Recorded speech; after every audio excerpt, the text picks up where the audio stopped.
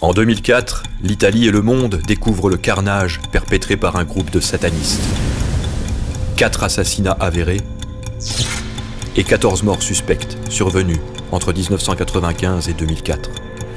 En 2006, la chaîne Fox Crime organise la rencontre entre le père d'une victime et le gourou de la secte, qui comprenait 8 membres actifs, qui seront arrêtés.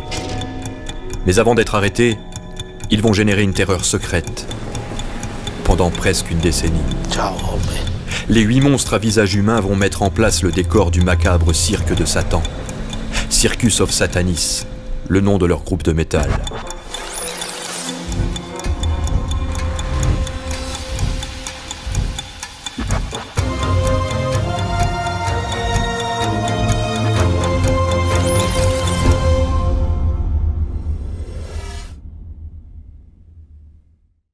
Première petite chronique de l'obscur, mysticisme, consacrée à la secte des bêtes de Satan en Italie, à Milan, où je me trouve actuellement, à 20 km de Milan, donc près de la forêt de Somma Lombardo, où ils ont fait 2 victimes qu'ils ont enterrées et qui sont restées enterrées pendant 6 ans.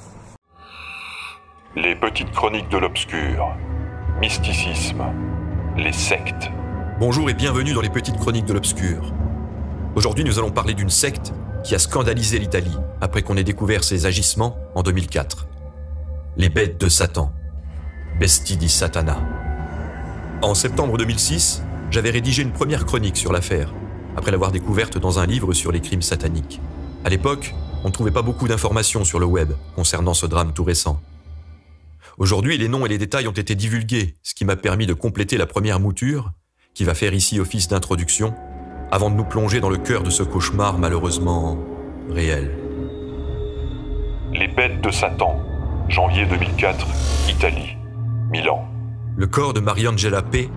est découvert à moitié enseveli dans un jardin au pied des collines milanaises, le visage transpercé d'une balle. Autour de la scène du crime, les enquêteurs relèveront la présence de bougies consumées et de signes cabalistiques tracés au sol. L'ex-fiancé de la jeune femme, un rocker vêtu de noir, les bras tatoués de serpents et arborant une croix inversée sur la poitrine, est interrogé. Il se présente comme le gourou de la secte locale baptisée Bestie di Satana, les bêtes de Satan. En plus du meurtre de sa fiancée, Andrea V. reconnaît le meurtre de 2 jeunes adeptes de la secte disparus depuis janvier 1998. Fabio T., 16 ans, chanteur de black metal, et Chiara M., 19 ans. Tous 3 auraient été torturés, mutilés, puis sacrifiés lors de rituels où les membres des bêtes de Satan commémoraient un pacte avec leur maître. 8 fidèles de la secte passeront en jugement en janvier 2005. 7 garçons et une fille âgés de 23 à 30 ans. Ils se réunissaient autour du groupe de black metal Circus of Satanis, fondé par Andrea Volpe. Voilà ce que je connaissais de ce sinistre fait divers en 2006.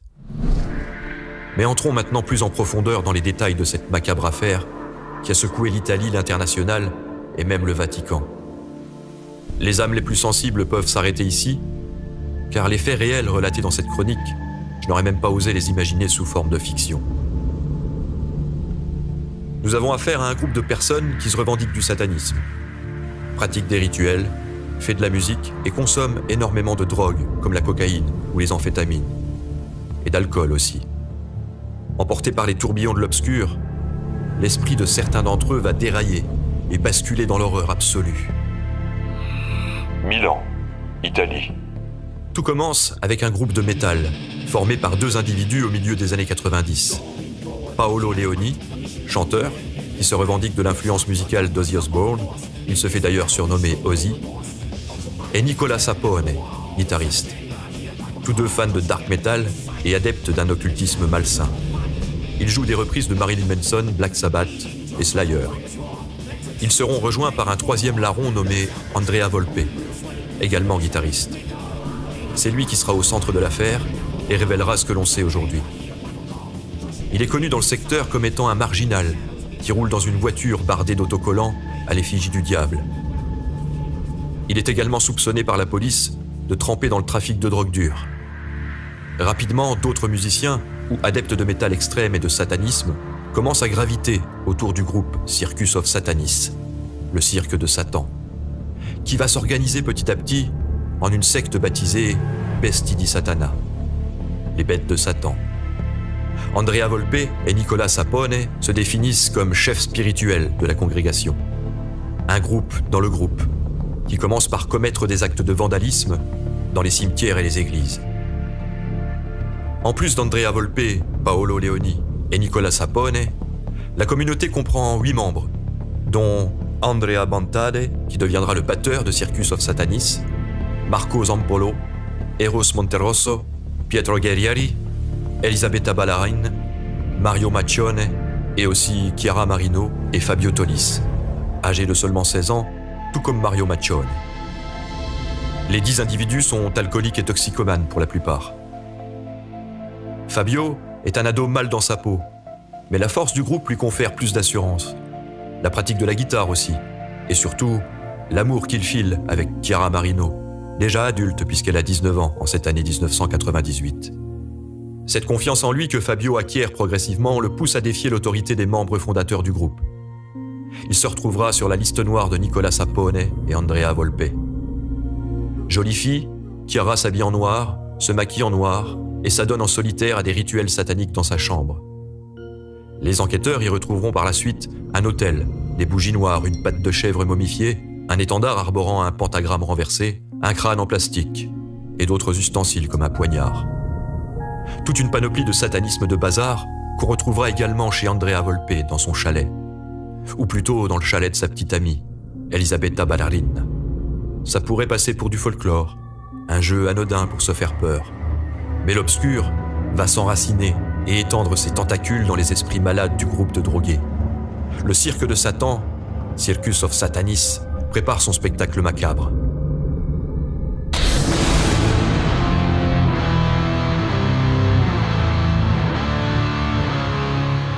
Détails complémentaires autour de l'affaire. Le vendredi 13 septembre 1985, Maddalena Russo est emmenée dans un bois par son petit ami, qu'elle souhaite quitter à cause de sa violence et de ses habitudes étranges. Plusieurs fois interné en psychiatrie, il est féru d'ésotérisme et pratique des rituels de magie noire. L'homme est surnommé Satan par son entourage. Ce soir du 13 septembre 1985, dans les bois aux abords de Milan, il l'abat violemment avant de l'étrangler à l'aide de sa ceinture. Il s'appelle Corrado Leoni. Vous l'aurez compris, Corrado Leoni est le père de Paolo Leoni, le fondateur de Circus of Satanis, puis de la secte qui en découlera. Il semble avoir transmis à sa progéniture le goût du satanisme et de la violence. Les rites d'initiation de la Bestie di Satana. Puisque le principe de base du satanisme est en gros « fais ce que tu veux et détruis ceux qui t'en empêchent », Nicola Sapone, Andrea Volpe et Paolo Leoni s'inspirent de divers concepts sataniques pour créer leurs propres règles, leurs propres rites d'initiation auxquels ils soumettent les nouveaux membres. Humiliation physique et psychologique, brûlure à la cigarette, crachats, morsures et de nombreux sévices corporels et sexuels que subiront notamment Chiara et Fabio. Et aussi des mises à l'épreuve de leur courage lors de virées nocturnes dans les cimetières, les chapelles ou dans une usine en ruine à Brugherio. Vandalisme et profanation. Celui qui souhaite intégrer le clan doit passer par là et ensuite s'inciser une partie du corps puis mélanger son sang avec celui des autres lors des sabbats au son du métal extrême. Fatte delle torture anche su, chiamiamole così, torture su delle persone comunque con tagli, spegnimenti di sigarette, botte sulla testa, chi più ne ha poi più ne metta, poi violenze psicologiche, comunque commettere sacrificio umano. Lors des cérémonies, le trio de gourous invite leurs adeptes à boire la potion magique dans un calice en bronze. Cette potion se compose d'alcool pur, de mescaline et de LSD. Tout ça au son de Slayer, Obituary, Morbid Angel, Mayhem et autres groupes. Dans leurs délires hallucinés, ils invoquent des démons qu'ils nomment Satemonium Delirium, Noctumonium, Mortiferium Feroce, Mortifugo. Une fois initiés et intégrés à la secte, la règle est On ne quitte les bêtes de Satan que par la mort. Les ex-compagnes ponctuelles de Leoni, Volpe et Sapone se plaindront de la violence de ces hommes et parleront de pratiques sordides lors des actes sexuels. Après la disparition de Fabio Tolis et Chiara Marino, ils pousseront la perfidie jusqu'à participer aux recherches, distribuer des tracts et rassurer le père de Fabio en disant qu'ils allaient sûrement revenir après s'être éclatés. Les bêtes de Satan participent même à une émission de télé nationale, Qui l'a vu? dans laquelle Paolo Leoni aura même le culot de s'adresser aux disparus, les priant de revenir. Et la musique dans tout ça? Le prétendu médium Mario Maccione, Massimino Magni et Fabio Tolis fondent leur propre groupe. Un groupe parallèle de Circus of Satanis qui se produit dans les rades et enregistre des maquettes sous le nom de Ferocity, qui était aussi le surnom de Mario Maccione. Les titres des chansons portent le nom des démons précédemment cités. Il faut savoir que Mario Maccione, libéré en octobre 2017, loin de se cacher, possède aujourd'hui une chaîne YouTube, sur laquelle il présente en vrac ses musiques, des vidéos sur sa rédemption dans lesquelles il tente de rétablir la vérité selon sa version. Il y fait également la promo de son livre, Cambio Vita, le change de vie, en vente sur Amazon. Qui a dit « le crime ne paie pas » ? Suite au retentissement international des événements, des groupes de métal seront pointés du doigt. Les textes de leurs chansons pouvant être considérés comme des incitations. Le groupe Slayer est directement attaqué et son guitariste, Jeff Hanneman, se défendra en disant très justement « Quiconque a cherché les raisons d'un crime dans la musique n'a rien compris et a démontré une fois pour toutes sa propre ignorance. Si quelqu'un va aussi loin, c'est qu'il est motivé par des raisons qui vont bien au-delà de l'écoute de Slayer. » En avril 1998, le magazine Metal Shock, numéro 261, contribue aux recherches en affichant une photo de Fabio sur sa couverture.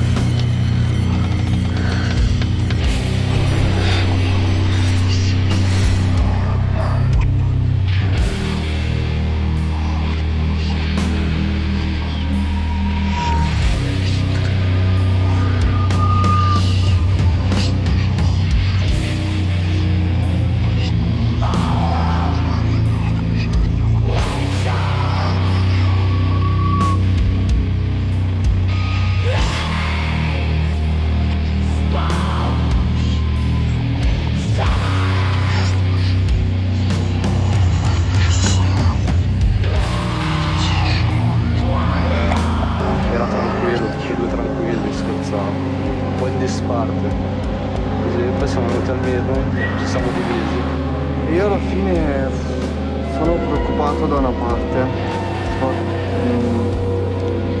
dall'altra parte è solo perché chiamerebbero. Les membres de la secte ont l'habitude de se retrouver dans un bar, le Midnight, où se produit ponctuellement Circus of Satanis. Là, on y écoute du métal et on picole en discutant occulte et satanisme.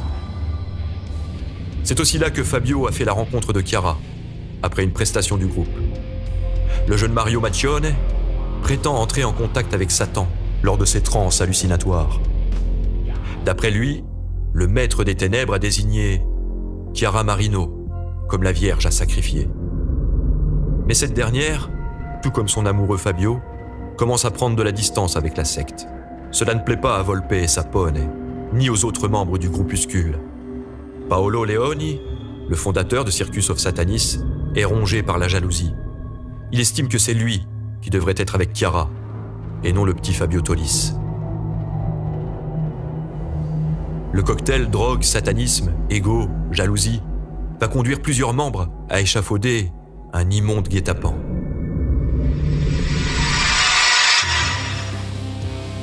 Quelques mois auparavant, Paolo Leoni, Mario Maccione, Pietro Guerrieri, Andrea Volpe et Nicola Sapone avaient déjà tenté de tuer Chiara.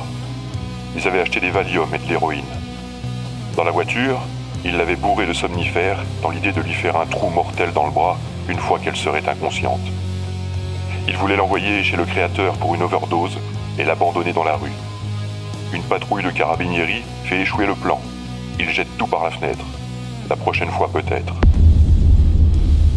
Ils n'abandonnent pas. Cette fois-ci, ils veulent cependant s'assurer de toucher également Fabio Tolis. Le garçon a été jugé coupable par ses amis parce qu'il avait hésité lors de la première tentative de meurtre. Parce que les autres craignaient son détachement et parce qu'ils ne lui faisaient pas confiance. Ils avaient peur qu'il les trahisse. La deuxième tentative aura des implications ridicules. Le plan proposé par Pietro Guerrieri est improvisé, naïf et stupide. Le soir du Nouvel An 1998, toute la bande est rendue sur le parking de la discothèque, Parco Acquatica, à Milan, pour faire la fête. Macione convainc Chiara d'aller à la voiture de Guerrieri avec Tolis pour lui donner sa première fois. Fabio est encore vierge.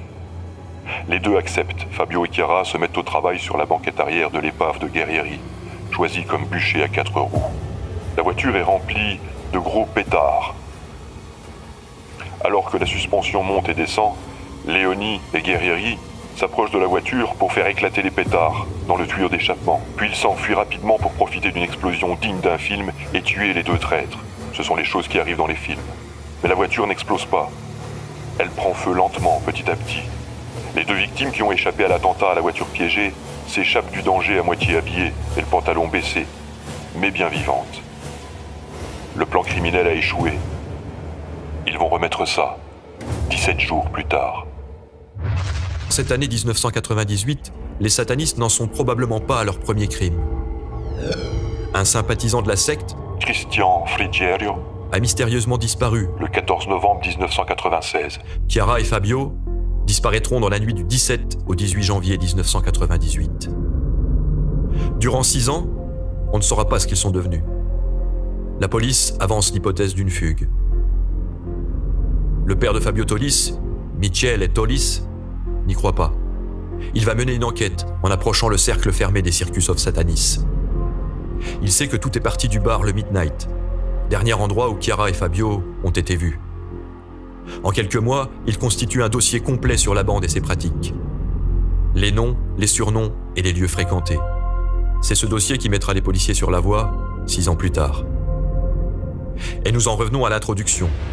Le corps de Mariangela Pezzotta, retrouvé dans la serre d'un chalet au pied des collines.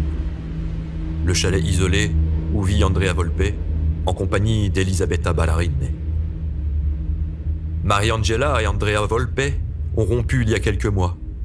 Mais la jeune femme ne parvient pas à se défaire de ses sentiments pour l'homme, que sa mère décrit pourtant comme exécrable. Alors il garde le contact et de temps en temps, Mariangela dépanne financièrement le chômeur sataniste. Un soir, il lui donne rendez-vous chez lui, au chalet, ou plutôt chez Elisabetta. Au préalable, il demande à sa compagne, Elisabetta, de lui fournir un des flingues que son père planque quelque part. Quand Mariangela arrive au chalet dans la soirée, au volant de la Uno gris métallisé de sa mère, Elisabetta prépare des speedballs. Mélange d'amphétamine et de cocaïne. Une dispute éclate. Volpe pointe le revolver sur Mariangela. Puis il tire une balle dans sa gorge. Elle s'écroule, agonisante mais vivante. Ne sachant que faire, Volpe appelle son acolyte, Nicola Sapone, qui arrive dans les 20 minutes. C'est Sapone lui-même qui, sous la menace, aurait donné l'ordre à Volpe d'éliminer Mariangela, qui d'après lui, représentait une menace. Elle en savait trop. En arrivant, Nicola Sapone se moque de Volpe, en lui disant « Cette salope n'est pas morte. Tu n'es même pas capable de buter une femme. » Alors ils enveloppent le corps d'une bâche et le sortent jusqu'au cabanon de jardin. La jeune femme semi-consciente gémit, tandis qu'il la transporte puis la jette sur le sol gelé du cabanon. Nicola Sapone se saisit alors d'une pelle, qu'il abat sur la tête de la victime, à de multiples reprises. Dopo 30 minuti arriva Nicola Sapone, uno dei capi della setta.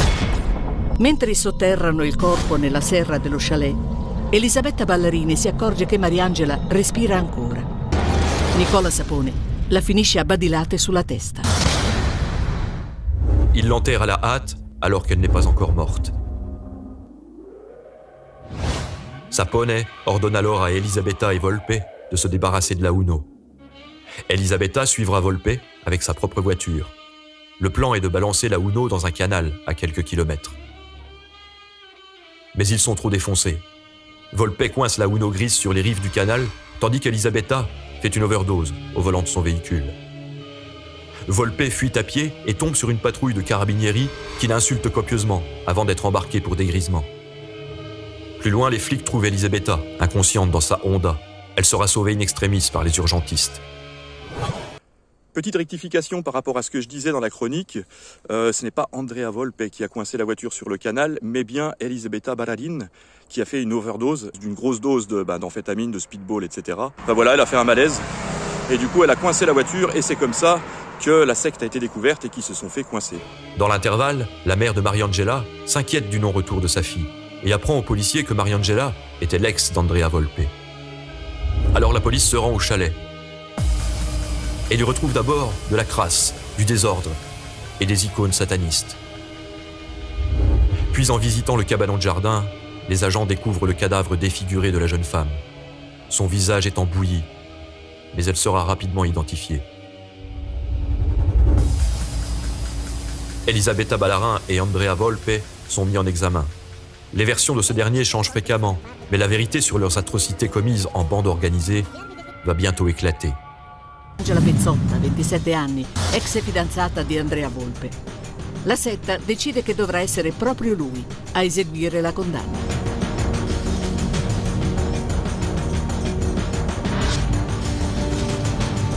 Il 24 gennaio 2004, alle 23, la vittima raggiunge lo chalet di Gola Secca, dove vivono Andrea Volpe e Michele Tolis, le père du disparu Fabio, a déjà rencontré Andrea Volpe, 6 ans plus tôt, lors de son enquête dans l'entourage de Circus of Satanis, alias les bêtes de Satan. Il va présenter son dossier aux enquêteurs. Le résultat de ses recherches interpelle ces derniers. Volpe va être cuisiné et finira par lâcher l'atroce vérité. 17 janvier 1998, en après-midi, à Somma Lombardo. Pietro Guerrieri, Andrea Bontare, Andrea Volpe et Nicola Sapone se retrouvent dans un bois à 40 km de Milan pour y creuser une fosse. Tout est prêt pour le sacrifice humain. L'offrande du sang de la Vierge à Satan aura lieu cette nuit. Le soir, les 4 hommes se retrouvent au midnight avec le reste de la bande. Fabio et Chiara, malgré leur ferveur déclinante, sont au rendez-vous. Si seulement leur ferveur avait pu s'éteindre plus tôt, ils auraient échappé au sort effroyable que leur réserve le quatuor sanguinaire et leurs complices. À la fin de la soirée, Nicola Sapone propose au couple d'aller effectuer un rituel satanique en forêt. Il insiste, persuade. Ils finissent par accepter. À la demande de Volpe, Fabio appelle son père pour lui dire qu'il passera la nuit avec Chiara et ne rentrera pas. Mais il n'a que 16 ans. Comme on le sait, les inquiétudes de Michele Tolis ne font alors que commencer. Arrivé sur place dans l'ombre de la forêt, Nicola Sapone met de la musique.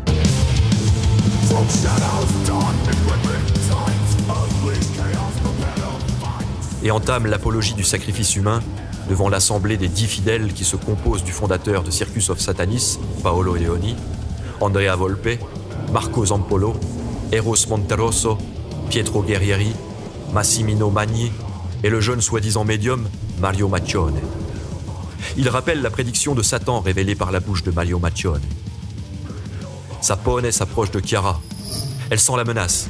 Elle tente d'attraper son petit poignard dans sa poche. Mais trop tard. Sapone lui inflige un premier coup de couteau, lui transperce les côtes. Puis lui plante sa lame dans le ventre. Elle s'écroule. Fabio intervient pour sauver sa bien-aimée, mais Andrea Volpe lui plante son couteau dans la gorge, avec tant de force que la lame se brise sur ses vertèbres. Et encouragé par les autres, Sapone continue de s'acharner sur Chiara. Les légistes relèveront 61 coups de couteau. Fabio tient bon. Il essaye d'arrêter Sapone et Volpe, mais à ce moment, Mario Maccione, armé d'un marteau, lui fracasse le visage, la mâchoire, puis le crâne. Fabio s'effondre en criant. Sapone délaisse le corps mutilé de Chiara et ramasse des écorces de châtaigne qu'il fourre dans la bouche du malheureux Fabio pour étouffer ses cris. Ensuite, il l'étrangle. Il y a du sang partout. Mais l'outrage de ces êtres méprisables va plus loin. Après avoir balancé les corps dans la fosse, ils se mettent en cercle autour d'elle et urinent sur les corps inanimés. Après avoir rebouché le trou, Nicola Sapone se met à danser sur la tombe en psalmodiant. Vous êtes devenus des zombies maintenant. Sortez si vous le pouvez. Puis il trempe sa cigarette dans le sang, dont le sol est inondé, avant de la fumer. Le lendemain, Sapone et Volpe reviendront nettoyer les traces. Ils balanceront de l'ammoniac sur la tombe pour éloigner les animaux sauvages. Et jusqu'en 2004, durant 6 ans, l'horrible massacre restera secret. Andrea Volpe écopera d'abord de 30 ans de prison, avant de bénéficier d'une remise de peine, puis d'être libéré en avril 2020, au bout de seulement 16 ans. Il a aujourd'hui 49 ans. Ses 7 complices, dont Mario Maccione, Elisabetta Ballarin, Nicola Sapone et Pietro Guerrieri, seront condamnés pour les meurtres de Fabio Tolis, Chiara Marino, Mariangela Pezzotta, et aussi pour avoir, après le carnage du 17 janvier, poussé le batteur du groupe, Andrea Bontade, au suicide. Lancé dans les bras de la mort à 180 km/h au volant de sa voiture, gavé d'un mélange de drogue et d'alcool. Le 17 janvier, la nuit du meurtre de Chiara et Fabio, Andrea Bontade leur pose un lapin. Cela ne plaît pas au groupe. Il vient de signer aussi son arrêt de mort. Il doit payer pour avoir été un lâche et ne pas s'être présenté à son rendez-vous avec horreur. Comme un marteau sur la psyché faible du garçon, il le moleste sans relâche pendant des semaines, le traite comme un excrément humain, l'humilie, le terrorise, lui offre des boissons empoisonnées. En secret, il dissolve des acides lysergiques pour lui faire vivre les pires tripes de sa vie. C'est une torture psychologique lancinante. Des démons l'entourent et lui murmurent que sa vie est inutile. Une nuit, Andrea Bontade pousse sa voiture à 180 km/h. Sa course se termine contre un mur. Aucune trace de dérapage n'est détectée. Soupçonnés, les bêtes se regardent avec méfiance. Peur. Un cercle de silence est créé à partir de la terreur. Personne ne parle. 6 ans passent. En 2006, 2 ans après l'incarcération de la bande, la chaîne Fox Crime filme une rencontre organisée entre le père de Fabio Tolis et l'un des assassins de son fils, Andrea Volpe.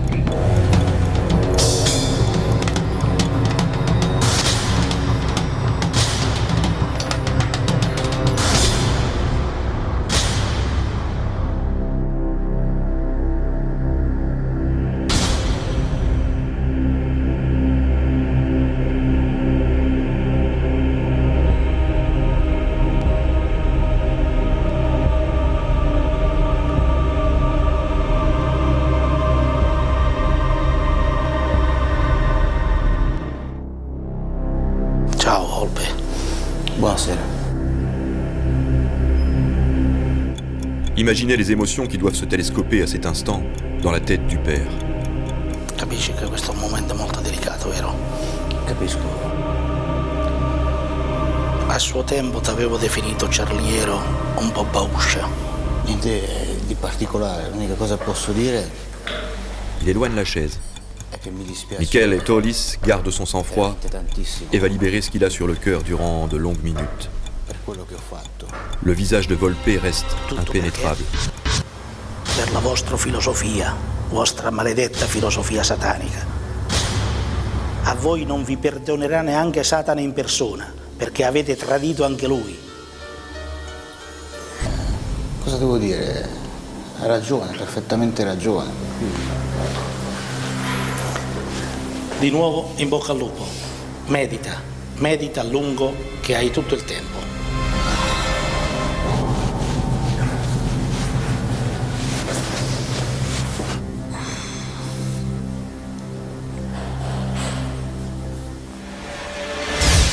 Aujourd'hui, en 2025, les bêtes de Satan sont libres. Pourtant, on a soupçonné la secte d'être également impliquée dans une série d'autres suicides suspects.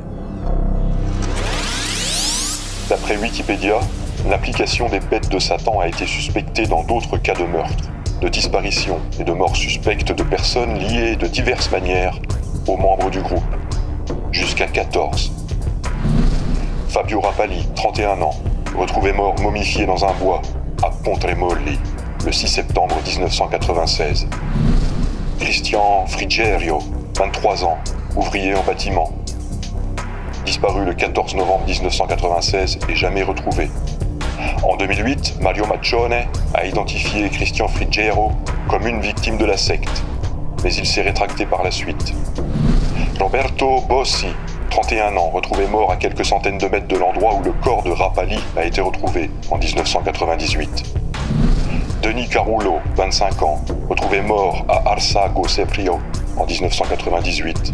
Andrea Ballarin, 21 ans, sans lien de parenté avec Elisabetta Ballarin, retrouvé pendu dans l'école de Somma Lombardo qu'il fréquentait le 7 mai 1999. Andrea Volpe a avoué ce meurtre, s'est ensuite rétracté. Mario Maccione affirme que Ballarin était l'une des victimes du groupe. Angelo Lombardo, 28 ans, gardien du cimetière de Legnano, a été retrouvé carbonisé dans le cimetière le 14 décembre 1999. Antonio Grasta, non lié au groupe mais connaissance de certains de ses membres, a été retrouvé mort dans les bois de Lonate Pozzolo le 13 octobre 2000. Doriano Mola, 26 ans, retrouvé pendu dans les bois à Cavaria con Premezzo le 27 décembre 2000. Luca Colombo, 21 ans, qui travaillait également au cimetière de Legnano comme fleuriste, a été retrouvé pendu à son domicile de Legnano.